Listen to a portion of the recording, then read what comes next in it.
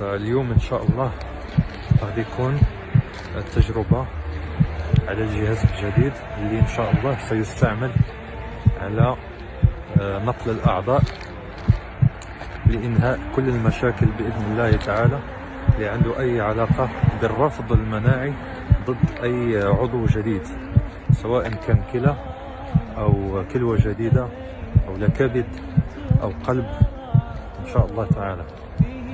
فاليوم يوم الفصل ان شاء الله، النصر من عند الله عز وجل قريب، وبقوة الله عز وجل وبجلاله ان شاء الله الله عز وجل غادي يكون معنا في كل لحظة وغادي ينصرنا في هذه المهمة هذه. ويوم كبير وان شاء الله هذه غادي تكون نصرة لجميع الأمة إن شاء الله تعالى.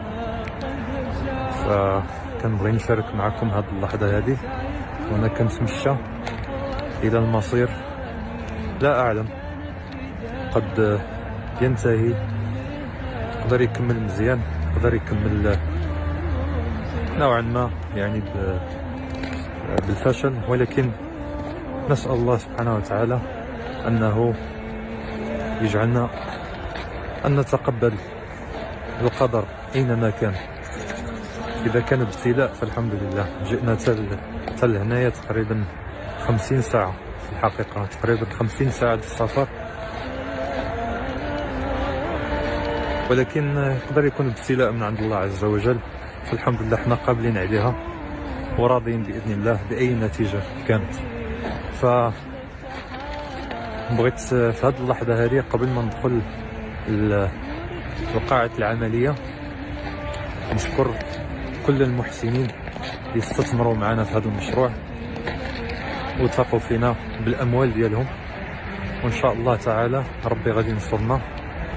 إلى حد هذه الساعة هذا المشروع هذا ما استثمر معنا حتى شي مؤسسة أو جهة عمومية عموما، غير المحسنين اللي استثمروا معنا فجزاهم الله خيرا. وان شاء الله ربي غادي يوفقنا، يعني بهذه الامكانيات المحدوده ان شاء الله غادي ننجزوا شي حاجه اللي حتى المؤسسات الكبارين في العالم كامل اللي كيدخلوا الملايير وعندهم يعني ميزانيه كبيره ما قدروش يعملوا، ولكن ربي معنا وان شاء الله ربي غادي ينصرنا. الا كان معنا الله عز وجل ما محتاجين حتى شي حاجه اخرى.